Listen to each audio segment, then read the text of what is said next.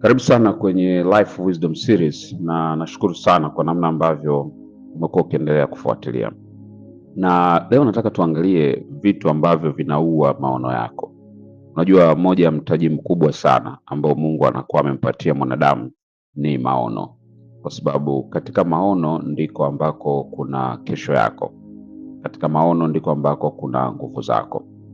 Na mara nyingi watu ambao wanataka kukufelisha au kukutoa nje ya mstari, cha kwanza kabisa watahakikisha kwamba wamekutoa nje ya maono yako au wameathiri maono yako. Watu wengi sana baada ya maono yao kupotea na wenyewe pia walipotea. Wengine baada ya maono yao kupotea na wenyewe pia walipoteza pia hata mwelekeo wa maisha yao.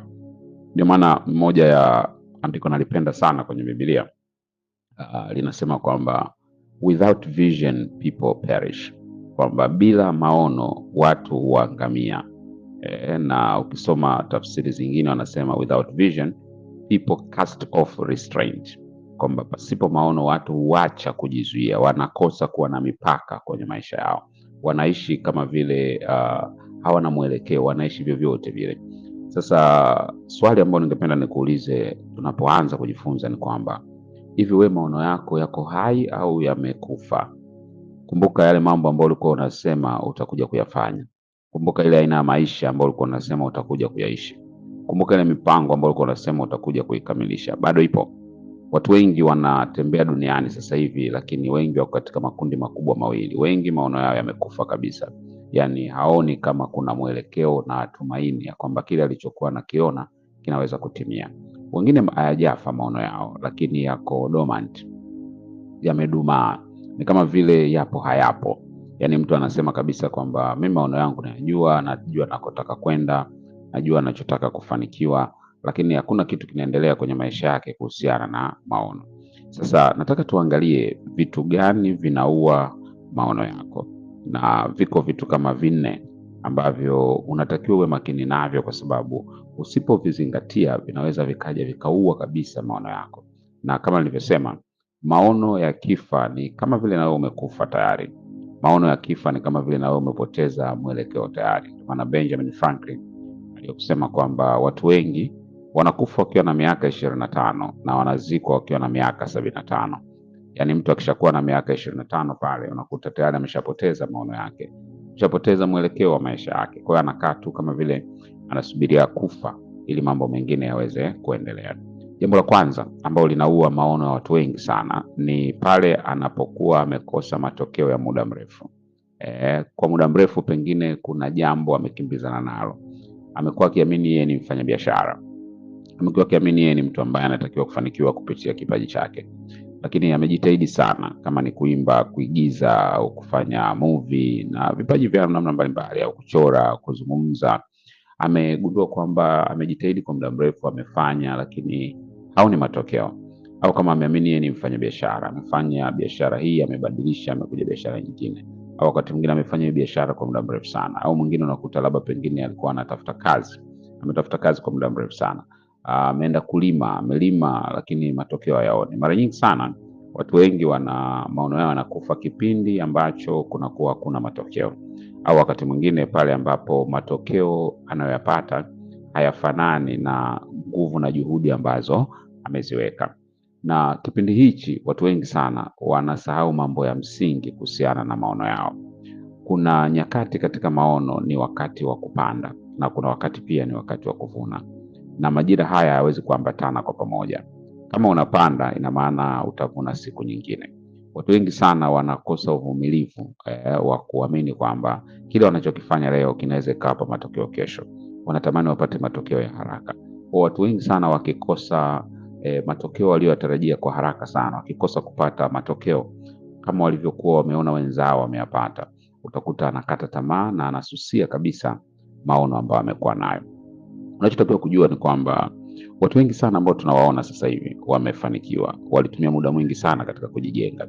Siku moja nilikuwa nimeona quotation moja ya Lionel Messi baada ya kuambiwa kwamba amefanikiwa kwa haraka sana. Akasema, nitumia zaidi ya miaka 17 kujiandaa kwa hivi ambavyo niko leo duniani, wananiona na wananishangilia.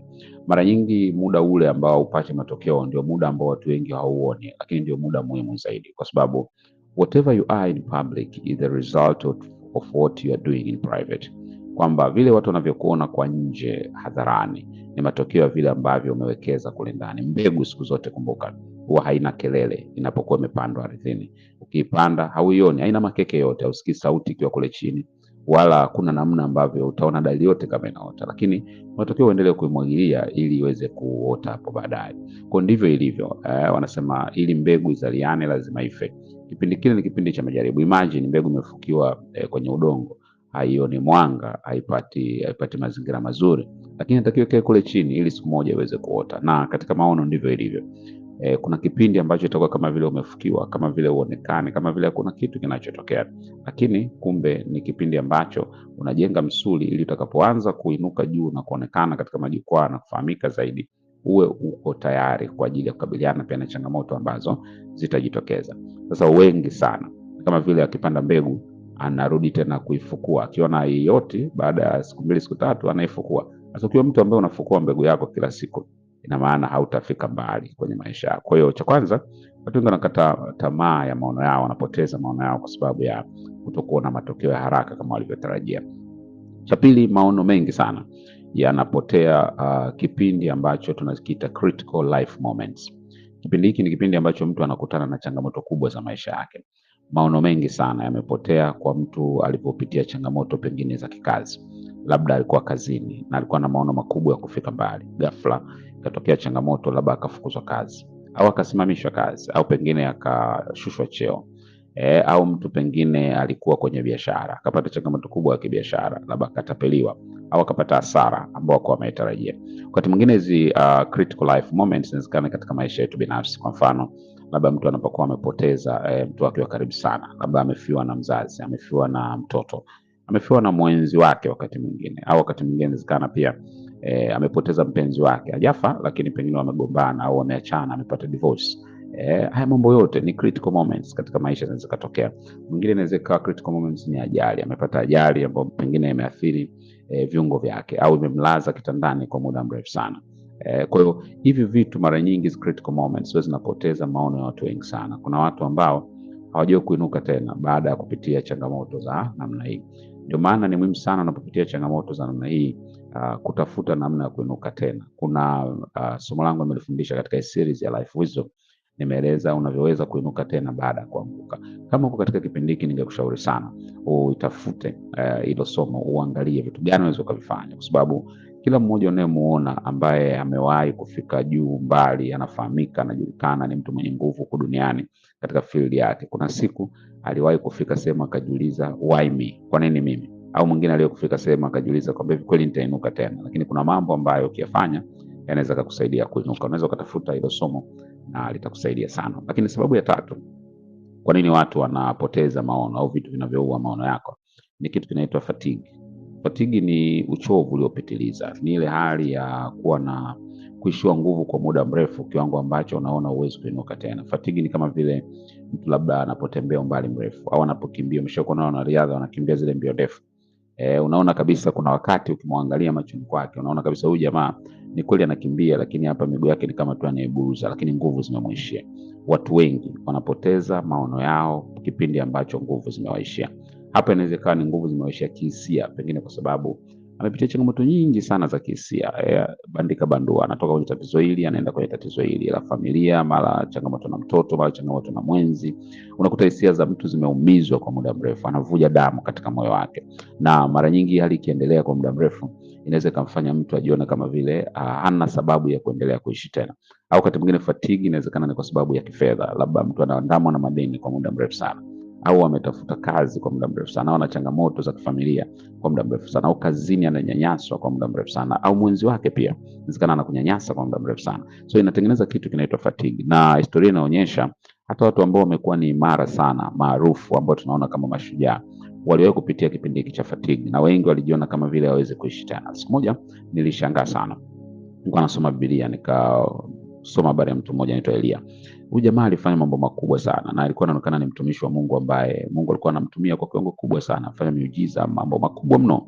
Lakini shangaa, siku moja nikasoma alifika sehemu akachoka mpaka akakaa chini ya mti akamwambia Mungu, nafikiri mimi nife tu, sina haja ya kuendelea kuishi. Nikashangaa, mtu ambaye aliyekufanya mambo makubwa hivi duniani anawezaje kufika hatua ya kujiona yeye hafai? Kumbe inawezekana kabisa ukawa hodari, watu wakakuona kwenye mitandao ya kijamii, wakakuona picha zako, wakakuona unavyoongea mbele za watu,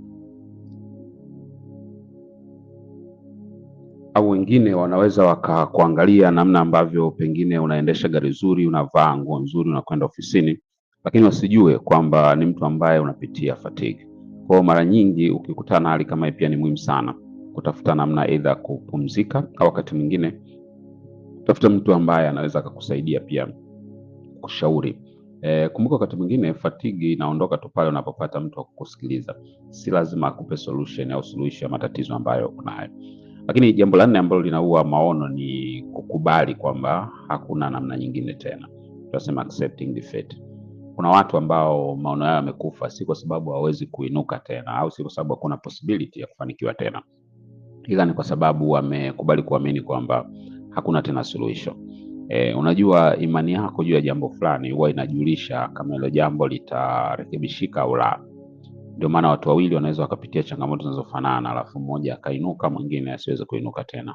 Usisahau kwamba kile kilichoua hatima za wengine kimeinua pia hatima za wengine.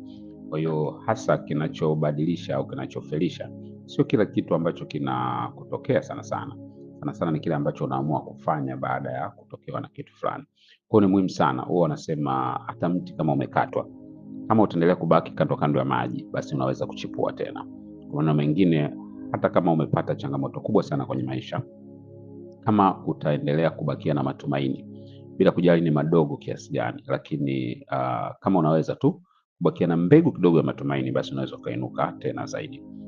Sijua wewe una maono gani, na maono hayo yamefikia wapi? Yamekufa, yamedumaa, umeyasahau kabisa, umeyasusia, au wakati mwingine pengine umeshakata tamaa? Ningekushauri sana kwamba baada ya kujifunza haya, jikague, jichambue, uangalie ni kitu gani ambacho kimeua maono yako au kimedumaza maono yako, ili ujue kitu cha kufanya ili maono yako yaweze kuinuka tena. Na kukaribisha ujiunge na kozi ambayo ninaifanya na kuwamenta watu katika maono yao na kuelekea katika mafanikio yao pia. So kajiunga na darasa ambalo linafundishwa Top Team Academy, ambao utakuwa na wewe kwa muda kadhaa wa kuweza kufundisha. Unaweza ukapiga 0749 741 923 0749 741 923, na unaweza pia ukapata vitabu, lakini pia unaweza ukajiunga na kozi. Kwa hiyo wanaifundisha kwa watu wachache ambao wanakubali kuwa mentored na mimi. Nikutakie siku njema na mafanikio. Mungu akubariki, na tukutane tena siku ya kesho kwa ajili ya kujifunza tena katika Life Wisdom Series. See you at the top.